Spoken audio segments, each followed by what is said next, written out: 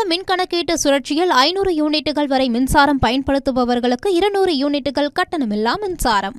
மாண்புமிகு எரிசக்தி மற்றும் சட்டத்துறை அமைச்சர் அவர்கள்.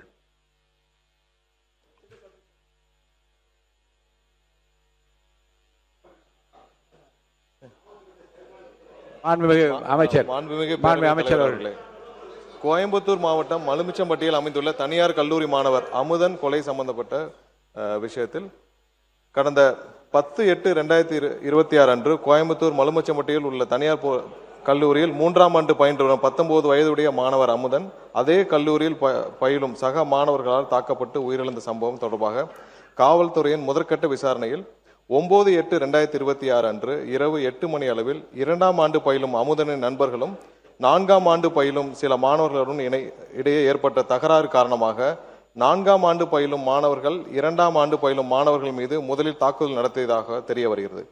இதனால் ஏற்பட்ட முன்விரோதம் காரணமாக 10/8/2026 அன்று அதிகாலை 1:30 மணி அளவில் அமுதனும் அவரது நண்பர்களும் ஏற்கனவே தகராறில் ஈடுபட்ட 4ஆம் ஆண்டு பயிலும் மாணவர்களை மலுமிச்சம்பட்டியில் தங்கியிருந்த அறைக்கு சென்று தாக்கியுள்ளனர்.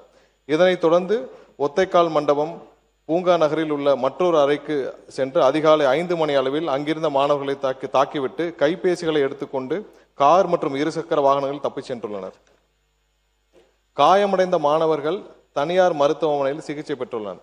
மாண்புமிகு பேரவைத் தலைவர் அவர்களே, மேற்கண்ட தாக்குதலுக்குள்ளான மாணவர்கள் அமுதனையும் அவரது நண்பர்களையும் 10/8/2026 அன்று காலை 8:30 மணி அளவில் வழிமறித்து தாக்கியுள்ளனர்.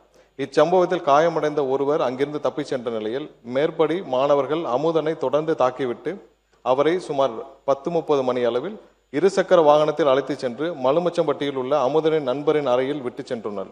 சுமார் மதியம் 3 மணி அளவில் அமுதன் மயக்க நிலையில் இருந்ததை கண்டு அவரை தனியார் மருத்துவமனையில் அனுமதிக்கப்பட்ட நிலையில் அவரை பரிசோதித்த மருத்துவர் அவர் ஏற்கனவே இறந்து விட்டதாகவும் தெரிவித்ததோடு காவல்துறைக்கு தகவல் தெரிவித்துள்ளார்.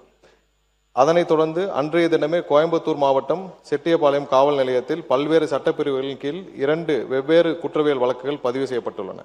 பின்னர் அமுதன் இறந்ததை தொடர்ந்து SC/ST அதாவது வன்கொடுமை தடுப்பு சட்டப்பிரிவு இவ்வழக்கில் சேர்க்கப்பட்டுள்ளது. பிரேத பரிசோதனைக்கு பிறகு 11/8/2026 அன்று சுமார் 5 மணி அளவில் அவரது உடல் பெற்றோரிடம் ஒப்படைக்கப்பட்டது. மாண்புமிகு பேரவைத் தலைவர் அவர்களே, மாணவர் அமுதன் கொலை செய்யப்பட்டது தொடர்பாக பதிவு செய்யப்பட்ட குற்றவியல் வழக்கு எண் 310/2026 கீழ் இதுவரை 14 பேர், நேற்று இரவு ஒருவர் கூடுதலாக இதுவரை 15 பேர் கைது செய்யப்பட்டு நீதிமன்ற காவலுக்கு அனுப்பப்பட்டுள்ளனர்.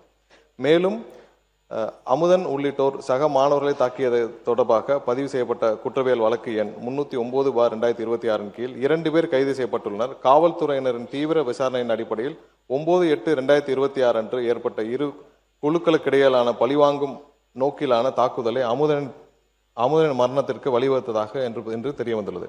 இவ்வழக்கு தொடர்பாக போதைப் பொருள் பயன்படுத்தியதாக புகாரிலோ காவல்துறையின் விசாரணையிலோ அறியப்படவில்லை. மேலும் பழிவாங்கும் சம்பவங்களை தடுக்க தேவையான தடுப்பு நடவடிக்கைகள் மேற்கொள்ளப்பட்டு நிலைமை தொடர்ந்து உன்னிப்பாக கண்காணிக்கப்பட்டு வருகிறது.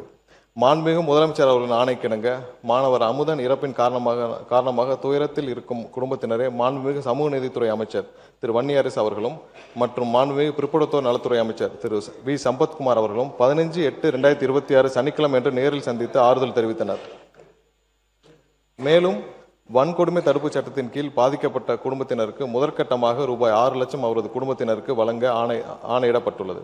மாண்புமிகு பேரவைத் தலைவர் அவர்களே, இந்த வழக்கை பொறுத்தவரை போதைப் பொருள் பயன்படுத்துவதை பார்த்து காவல்துறையிடம் புகார் அளித்தவர்களின் விவரங்களை காவல்துறையினர் சம்பந்தப்பட்ட நபர்களும் தெரிவித்ததாகவும் அதன் காரணமாக புகார் அளித்தவரை சரமாரியாக தாக்கப்பட்டு உயிரிழந்ததாகவும் எதிர்க்கட்சி உறுப்பினர்கள் தெரிவித்துள்ளபடி எந்த ஒரு சம்பவமும் இவ்வழக்கில் நடைபெறவில்லை என்பதை தெளிவுபடுத்த விரும்புகிறோம். மேலும் இவ்வழக்கு போதைப் பொருள் தொடர்பான வழக்கும் அல்ல, இது வேறு மாணவர் குழுக்களுக்கு இடையே ஏற்பட்ட முன்னுரிதம் மற்றும் அதனை தொடர்ந்து மேற்கொள்ளப்பட்ட பழிவாங்கும் நோக்கிலான தாக்குதலின் காரணமாகவே இச்சம்பவம் நடைபெற்றுள்ளது. எனவே உண்மை நிலவரத்திற்கு மாறாக இவ்வழக்கை போதைப் பொருள் தொடர்பான சம்பவமாக சித்தரித்து வழக்கின் உண்மைத்தன்மையை திசை திருப்ப வேண்டாம் என்பதை இந்த நேரத்தில் தெரிவித்துக் கொள்ள கடமைப்பட்டுள்ளேன். மாணவர் அமுதன் கொலை செய்யப்பட்ட சம்பவத்தை பொறுத்தவரையில் உண்மையை மறைக்க வேண்டிய அவசியம் காவல்துறைக்கோ அரசுக்கோ இல்லை. இவ்வழக்கில் காவல்துறையினர் எந்தவித காலதாமதமின்றி SC/ST அதாவது வன்கொடுமை தடுப்பு சட்டம் உள்ளிட்ட பிரிவுகளின் கீழ் வழக்கு பதிவு செய்து குற்றவாளிகளை விரைவாக கைது செய்யப்பட்டுள்ளனர். இவ்வழக்கினை தொடர்ந்து கண்காணித்து 3 மாதத்திற்குள் குற்றப்பத்திரிகை தாக்கல் செய்து இவ்வழக்கில் தொடர்புடையவர்களின் மீது துரித நடவடிக்கை எடுத்து உரிய தண்டனை பெற்றுத்தர மாண்புமிகு முதலமைச்சர் அவர்கள் ஆணையிட்டுள்ளார். நமது அரசு என்றென்றும் சட்டம் ஒழுங்கு பேணி காப்பதிலும் எந்தவித சமரசமும் இல்லாமல் துரித நடவடிக்கை எடுத்து வருகிறது. மேலும் பாதிக்கப்பட்ட குடும்பத்தினரும் துணை நிற்கும் என்பதை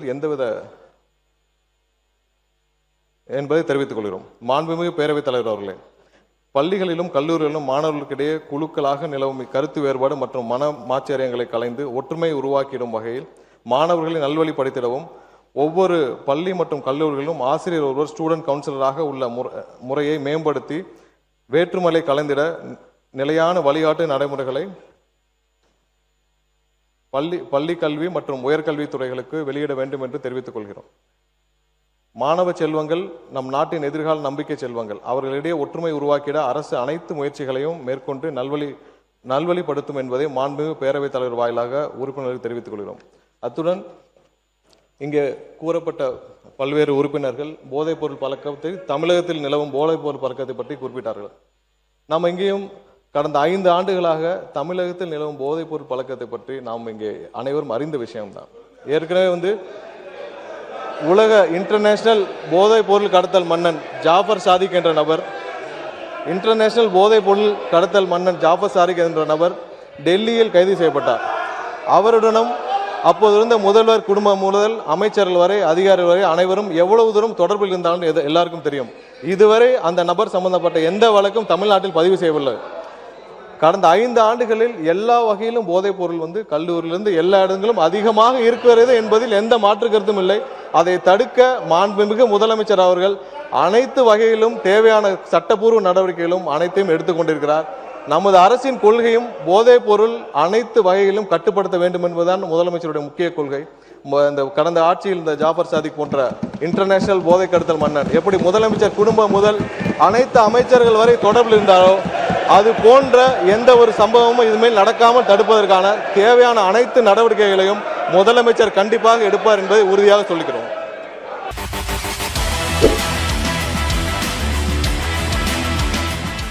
இருமாத மின் கணக்கீட்டு சுழற்சியில் 500 யூனிட்டுகள் வரை மின்சாரம் பயன்படுத்துபவர்களுக்கு 200 யூனிட்டுகள் கட்டணமில்லா மின்சாரம்.